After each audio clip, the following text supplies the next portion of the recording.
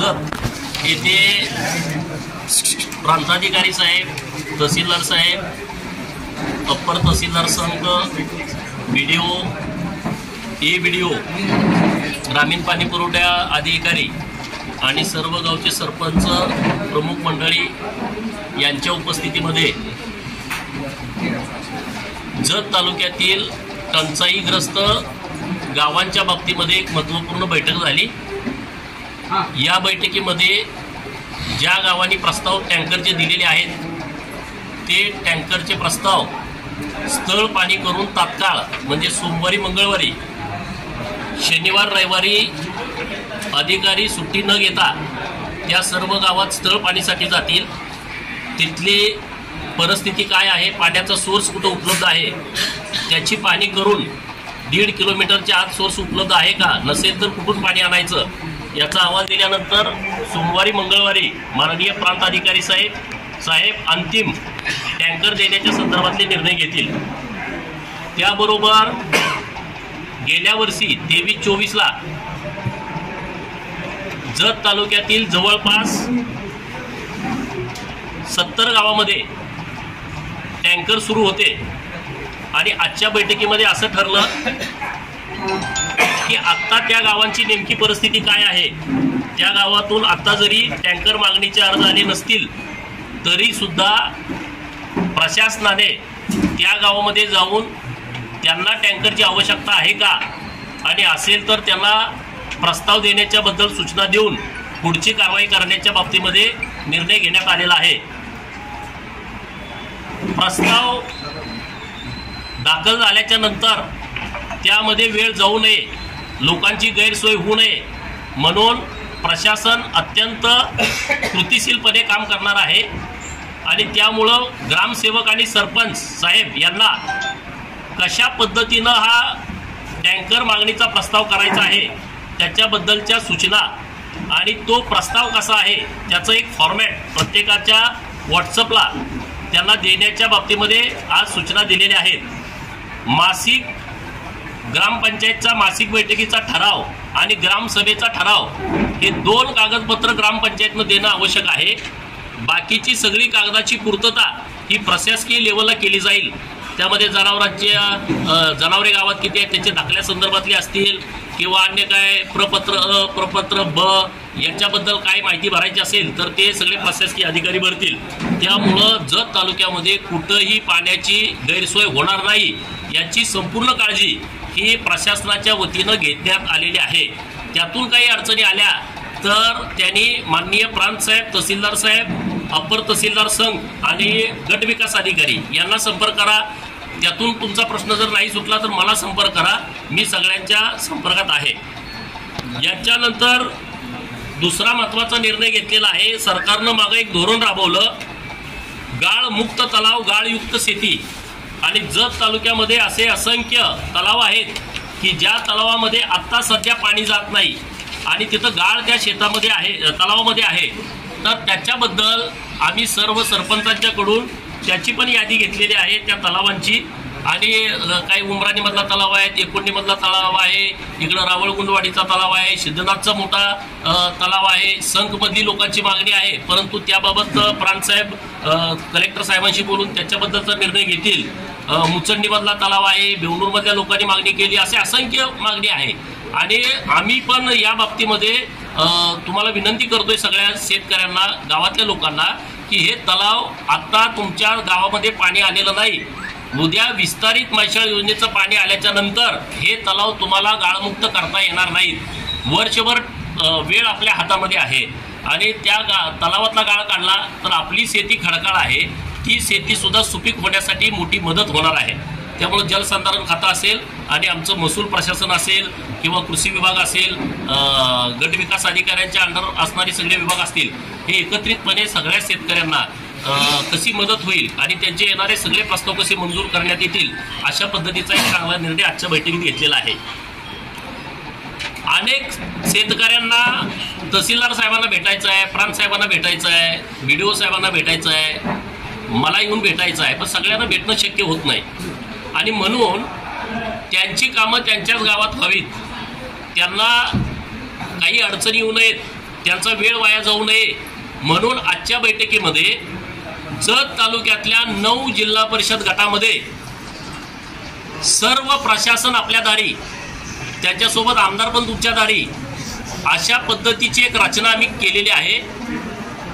सलग 3 दिवस किंवा एखादा दिवसाचा गॅप टाकून प्रत्येक दिवशी 3 बैठका, एका जिल्हा परिषद गटामध्ये 3 तास वेळ, अशा दिवसाला 3 बैठका, सर्व शेतकऱ्यांचं प्रश्न जाग्यावरती निकाली काढण्याच्या दृष्टिकोनातून माननीय प्रांत साहेब, माननीय तहसीलदार साहेब, माननीय BDO साहेब, पोलीस स्टेशनचे अधिकारी, अन्य सगळे MSCB पासून तलाठी अण्णासाहेबांच्या पर्यंत, सर्कल अण्णासाहेबांच्या पर्यंत, ग्रामसेवक, हे सगळे अधिकारी तिथं असणार आहेत। तुम्हाला जो कोणी अधिकारी अपेक्षित आहे तो सगळे अधिकारी त्या बैठकीत असणार आहेत। अशा 9 बैठका या आपण जत तालुक्यामध्ये घेण्याचं निश्चित केलेलं आहे। त्याच्या संदर्भातल्या सूचना माननीय तहसीलदार जत हे तुम्हाला देतील। ह्याची तारीख किती आहे, वेळ किती आहे, ठिकाण कुठलं आहे, हे माननीय तहसीलदार साहेब हे आपल्या पत्रकार मित्रांच्या माध्यमातून सांगतील आणि सर्व ग्रामपंचायतला तशा पद्धतीचं सूचना ही अधिकृतपणे यांच्या माध्यमातून जाईल। दुसरा महत्त्वाचा विषय आहे, आपण जत तालुक्यामध्ये रोजगार हमीचं काम चालू करावं अशी आपल्या सगळ्यांची भावना होती, धारणा होती आणि मागणी होती। गेली काही वर्ष जत तालुक्यामध्ये रोजगार हमीमधून कामच झालं नाही, वैयक्तिक लाभाच्या योजनाही मिळाल्या नाहीत आणि सार्वजनिक लाभाच्या योजना पण मिळाल्या नाहीत। आणि आता आम्ही सगळे प्रशासन आणि सरकार या योजनेच्या बाबतीमध्ये अत्यंत गंभीरपणे विचार करत आहे। जत तालुक्यातल्या सर्व लोकांना आपण आवाहन केल्याच्या नंतर जवळपास 513 विहिरीचे प्रस्ताव हे आतापर्यंत सादर झालेले आहेत। त्यापैकी 100 प्रस्तावांना मंजुरी दिलेली आहे। राहिलेल्या प्रस्तावामध्ये काही त्रुटी आहेत, तर त्या सर्व शेतकऱ्यांना माझी विनंती आहे की त्या त्रुटी पूर्ण करून तुम्ही परिपूर्ण फाईल ही BDO साहेबांच्याकडे द्या। राहिलेल्या सगळ्या विहिरी तुम्हाला 15 दिवसाच्या आतमध्ये मंजूर करण्याच्या दृष्टिकोनातून गट विकास अधिकारी आणि सगळे अधिकारी तसे प्रयत्नशील आहेत। बाकीच्या लोकांनाही माझी विनंती आहे की तुम्ही पण प्रस्ताव द्या। जितके प्रस्ताव जत तालुक्यातून विहिरीच्या बाबतीमध्ये येतील ते सर्व प्रस्ताव त्रुटी नसणारे पूर्ण करू शकत नाही। जे परिपूर्ण प्रस्ताव आहेत ते सर्वच्या सर्व प्रस्ताव मंजूर करण्याच्या दृष्टिकोनातून प्रशासकीय अधिकारी 100% पॉझिटिव्ह आहेत आणि त्यामुळे तुम्ही सगळ्यांनी तशा पद्धतीचे प्रस्ताव द्या। जत तालुक्यातल्या काही गावांना आमची विनंती आहे की बांबू लागवडीच्या बाबतीमध्ये सरकारने एक फार मोठं धोरण आखलंय। जवळपास 4,500 कोटी रुपये केंद्राचे पैसे वेगळे, राज्यानं या बजेटमध्ये 4,500 कोटी रुपये हे बांबू लागवडीसाठी राखीव निधी ठेवलेला आहे आणि आपली सगळ्यांची भावना अशी आहे की त्यातला जास्तीत जास्त निधी हा जत तालुक्यातल्या शेतकऱ्यांच्या खात्यामध्ये आला पाहिजे। आणि म्हणून बांबू लागवडीच्या दृष्टिकोनातून एखादं गाव म्हटलं अरे आम्ही अख्खं गावच बांबू लागवड करणार आहे आणि आमचा समावेश त्यामध्ये करून घ्या, आम्ही तुमचं स्वागत करतो आणि आमचं प्रशासन सगळं तुमच्या बाजूला ठामपणे उभं करतो। अशी जी गावं आहेत किंवा काही शेतकरी असतील आम्ही 100 एकर लावतो, 200 एकर लावतो, 200 हेक्टर लावतो, तर त्या सगळ्यांनी प्रस्ताव हे सादर करायचे आहेत आणि त्यासाठी आम्ही सगळेजण तुमच्या बाजूनं कुठलीही अडचण येणार नाही अशा पद्धतीची व्यवस्था करणार आहोत। अत्यंत महत्त्वाचा विषय आहे आणि माननीय तहसीलदार जत, माननीय प्रांत साहेब जत यांचं मी विशेष अभिनंदन करणार आहे। 1 एप्रिल ते 10 एप्रिल या तालुक्यामध्ये अधिकाऱ्यांच्याकडून किंवा काही टेक्निकल दृष्टिकोनातून काही चुका 7/12 झालेल्या आहेत। 155 खाली अपील केल्याच्या नंतर त्यांना ते न्याय मिळतोय, परंतु आपल्या प्रशासनानं असा निर्णय घेतलेला आहे 1 तारखेपासून 10 तारखेपर्यंत हे तुम्हाला प्रसिद्धी करतील की 155 खाली ज्या ज्या लोकांना काही अडचणी आलेल्या आहेत आणि त्यांची पिळवणूक होऊ नये, त्यांना हेलपाट्यामध्ये त्यांचा वेळ जाऊ नये, येण्या जाण्यामध्ये त्यांचा पैसा जाऊ नये किंवा काही लोक असतात की जे नावं सांगून लुबाडतात, अशी त्यांची फसवणूक होऊ नये म्हणून आपल्या या प्रशासनाच्या वतीनं जतच्या 1 तारीख ते 10 तारीख तुम्हाला प्रसिद्धी माहिती होईल की बाबा कशा पद्धतीनं तुम्हाला अर्ज दाखल करायचा आहे। 10 ते 20 एप्रिल तुम्ही 155 खाली जेवढी प्रकरणं तालुक्यात आहेत, ज्यांच्या चुका झालेल्या आहेत ते प्रस्ताव दाखल करू शकतील आणि 20 ते 31 मे पर्यंत जत प्रशासन हे सगळे प्रकरण निकाली काढून त्यांना योग्य न्याय देणार आहेत। एवढा मोठा चांगला निर्णय हा जत प्रशासनाच्या वतीनं घेतलेला आहे। मी प्रशासनाचं आपल्या माध्यमातून मी विशेष अभिनंदन करतो की लोकांची त्यामध्ये पिळवणूक होणार नाही, त्यांना मोठ्या प्रमाणामध्ये मदत होणार आहे. दुसरा एक क्रांतिकारी निर्णय जत प्रांत आणि जत तहसीलदार यांनी घेतलेला आहे. म्हणजे अप्पर तहसीलदार पण त्यामध्ये आल्या. कधी कधी अप्पर तहसीलदारांचं नाव राहून जातंय तर संघ पण त्यामध्ये आहे, अप्पर तहसीलदार पण त्यामध्ये आल्या. त्यांनी एक चांगला निर्णय कुठला घेतला, 9वीतून 10वीमध्ये जो विद्यार्थी जातोय आणि जो SC मधला आहे, ST मधला आहे किंवा कुठलंही त्याला आरक्षण मिळतंय, OBC असेल, भटके विमुक्त असेल किंवा SC BC मध्ये असेल, तर त्या विद्यार्थ्यांना जातीचा दाखला लॅमिनेशन करून त्यांच्या शाळेमध्ये त्यांना देण्याची व्यवस्था हे प्रशासनाच्या माध्यमातून केलेली आहे की त्यांच्या आईवडिलांना हेलपाटे घालायला लागू नये, त्यांना कुठल्या अडचणी येऊ नये. अशा पद्धतीचा एक चांगला निर्णय हे जत प्रशासनानं घेतलेला आहे. तर त्याबाबतही मी त्यांचं विशेष अभिनंदन करतो. एक 100 दाखले मागच्या 8 दिवसामध्ये प्रांत अधिकारी जत यांनी वाटप केलेले आहेत. परंतु असे काही समूह आहेत, भटक्या जमाती आहेत की ज्यांच्याकडे 1961 पूर्वीचा जन्माचा पुरावा नाही आहे आणि तेव्हा लोकांच्यामध्ये अज्ञान होतं किंवा या गावातून त्या गावात लोक जात होती, गावात कुसाबाहेर राहत होती, जन्म झाली तर त्याची नोंद करायची असती याची पण त्यांना कल्पना नव्हती. आणि म्हणून ज्या लोकांच्याकडे 1961 पूर्वी त्यांच्या वाडवडिलांचा, आजोबाचा, पणजोबाचा जन्माचा पुरावा नाही परंतु त्यांना जातीचा दाखला हवा आहे, अशा सगळ्या लोकांनी, काही लोकांनी अर्ज केलेले आहेत. राहिलेल्या सगळ्या लोकांनी अर्ज करावेत. माननीय प्रांत अधिकारी साहेबांच्याकडं तुम्ही महाई सेवा केंद्रातून अर्ज दाखल करा.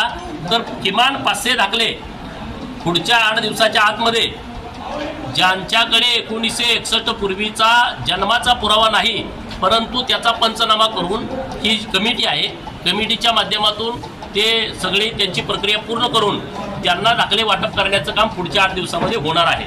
आणि म्हणून आता परशुराम बाप्पा मोरे ते पण मोठ्या प्रमाणात इथं काम करतायत. अन्य काही लोक असतील की जे या सगळ्या विषयात सामाजिक काम करतायत, तर त्यांनाही माझी विनंती आहे की अशी लोक जी गावात आहेत तर त्यांचे महाई सेवामध्ये तुम्ही अर्ज सादर करा की त्यांना जातीचा दाखला हवा आहे. सोमवारी आम्ही 2 बैठका आयोजित केलेल्या आहेत. त्यामध्ये एक बैठक अशी आहे, आजची बैठक ही झाली की ज्या तालुक्यातल्या ज्या गावांना मैशाळचं पाणी आलं नाही तिथं टंचाईग्रस्त परिस्थिती आहे, परंतु मैशाळचं पाणी आलंय परंतु त्या पाण्याचं व्यवस्थित नियोजन व्हावं, पाणी कुठं सोडावं, कधी सोडावं, कुठं पाईपलाईन लिकेज आहे, कुठं चेंबर काढायचं आहे, कुठं अशा काही किरकोळ अडचणी आहेत. तर याच्या संदर्भामध्ये सोमवारी 11 वाजता परत तहसील कार्यालय जत येथे माननीय प्रांत अधिकारी साहेब, तहसीलदार साहेब, अपर तहसीलदार सगळे मिळून मैशाळचे सगळे अधिकारी घेऊन एक बैठक आम्ही आयोजित केलेली आहे. तर मैशाळ कार्यक्षेत्रामध्ये जे शेतकरी येत आहेत आणि ज्यांना काही सूचना करायच्या आहेत, ज्यांना कुठे अडचणी मांडायच्या आहेत, त्यांनी सोमवारी सकाळी 11 वाजता जत येथे तहसील कार्यालयामध्ये उपस्थित राहावं. ती बैठक झाल्याच्या नंतर दुसरी बैठक अशी आयोजित केलेली आहे की जलजीवन मिशनचं काम मोठ्या प्रमाणात जतमध्ये सुरू आहे. प्रचंड मोठी अनागोंदी आहे असं सरपंचांचं म्हणणं आहे. गावातल्या लोकांच्या तक्रारी आहेत. पाईपलाईन पुरली, विहीर काढली नाही, टाकी बांधली, टाकीचं बक्षीसपत्र केलं नाही, विहीर काढली, विहिरीचं बक्षीसपत्र केलं नाही, विहीर तयार आहे, पाईपलाईन तयार आहे, टाकी तयार आहे, MSCBचं कनेक्शन मिळालं नाही किंवा कॉन्ट्रॅक्टर पैसे उचलून घेऊन गेलाय, कामच करत नाही. अशा अनेक तक्रारी या लोकांच्याकडून येत आहेत. तर आज असं ठरलंय की सोमवारी मैशाळच्या पाण्याच्या बाबतीमधली बैठक झाल्यानंतर जलजीवन मिशन योजनेमध्ये जी गावं आहेत आणि ज्यांच्या अडचणी आहेत, कॉन्ट्रॅक्टरना सुद्धा या बैठकीला बोलावण्यात आलेलं आहे. कॉन्ट्रॅक्टरना मला स्पष्ट सांगायचं आहे, जर चुकीचं काम झालं असेल तर तिथं अजिबात मुलाहिजा केला जाणार नाही. कुणाच्या बाजूनं राहायचं तर आम्ही लोकांच्या बाजूनं आहोत. कॉन्ट्रॅक्टरनी याबाबत सिरियसपणे घेऊन सोमवारी बैठकीला यायचं, टाळाटाळ करायची नाही. सगळ्यांनी त्या बैठकीला हजर राहावं आणि ज्या लोकांच्या अडचणी आहेत, ज्या लोकांच्या प्रश्न आहेत त्यांनी सुद्धा तिथं यावं. जिल्हा ग्रामीण पाणी पुरवठा अभियंता आहेत त्यांनाही आम्ही सूचना देतोय, प्रांतसाहेब त्यांना बोलून घेतील आणि त्यांनाही दुपारी त्याबाबतची आम्ही बैठक करतोय. तर असे काही लोकांच्या काही अडीअडचणी असतील तर सोमवारी परत दिवसभर आम्ही जत तहसील कार्यालय येथे उपस्थित आहोत, हजर आहोत. नंतर आपल्याला हे जे रेशन कार्ड वगैरे आहे त्याच्याबद्दलची बैठक आम्ही नंतर तुम्हाला वेळ काढून आम्ही घेऊ. आम्ही जेव्हा तुमच्या गावात येतोय तेव्हाही तुम्ही तहसीलदार साहेब, प्रांत साहेब आहेत त्यांना तुमच्या अडचणी सांगू शकाल.